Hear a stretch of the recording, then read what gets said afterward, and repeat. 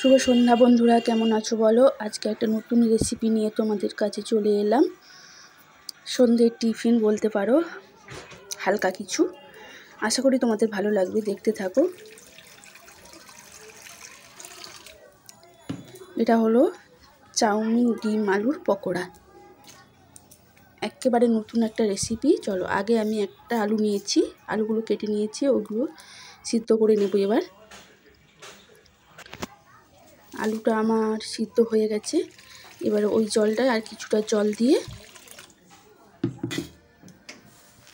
চাউমিনটা আমি সিদ্ধ করে নেব, ঠিক আছে। দেখো, চাউমিনটা আমি দিয়ে দিলাম।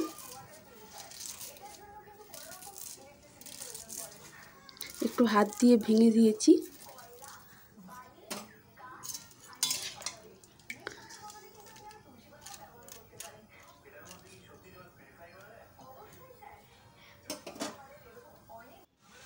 চাউমিনটা আমার সিদ্ধ হয়ে গেছে প্রায়। এবার আমি নামিয়ে নেব চাউমিনটাকে। দেখো, আমি নামিয়ে নিয়েছি, জলটা ঝরিয়ে নিয়ে রেখেছি, ঠিক আছে। এবারে ওই জিরা আর শুকনো লঙ্কা আমি ভেজে নেব।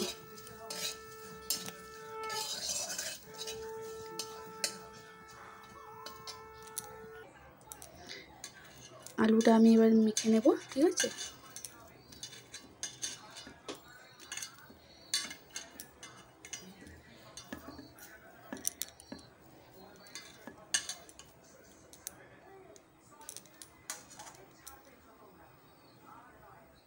এবারে চাউমিনটা আমি দিয়ে দেব।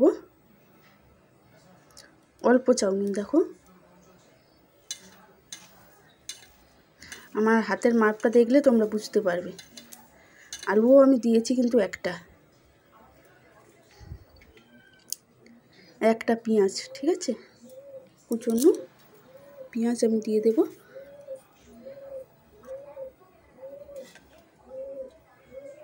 ওই যে ভাজা মশলাটা আমি গুঁড়া করে নিয়েছি, ওইটা দিয়ে দিলাম। ওই গুঁড়াটা আমি আর দেখালাম না, সেলাই করেছি। একটু নুন দেব, অল্প একটু বেসন, ঠিক আছে। একটা ডিম একসঙ্গে দিয়ে ভালো করে ওটা আমি মেখে নেব। এদিকে কড়াই আমি বসিয়ে দিয়েছি, কড়াইতে আমি তেল দিয়ে দিলাম।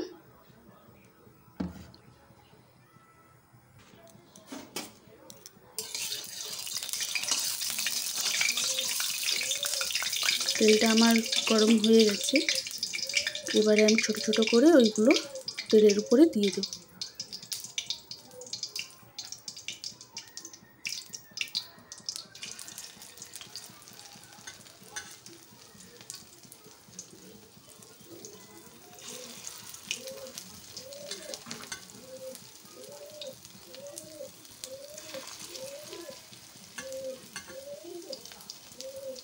জিনিসটা হেভি মজার,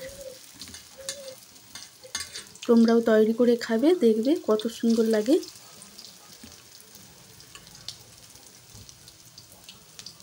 আর বাচ্চাদেরকেও তৈরি করে দেবে, ওরা মজার সঙ্গে খাবে এটা।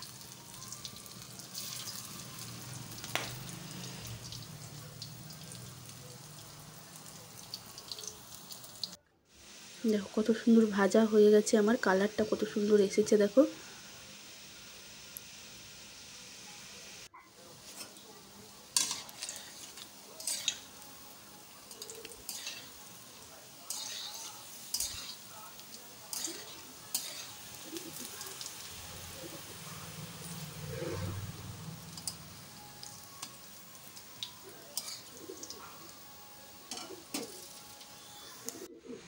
আমি নামিয়ে নিয়েছি, দেখো কত সুন্দর।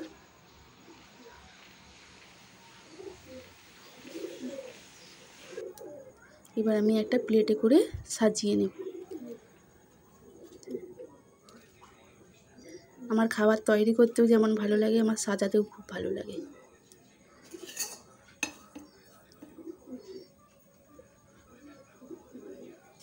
শসা,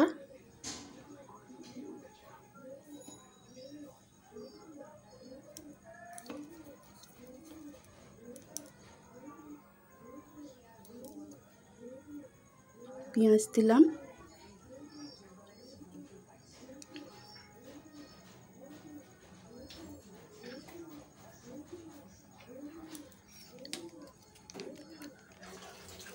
টমেটো কেচাপ।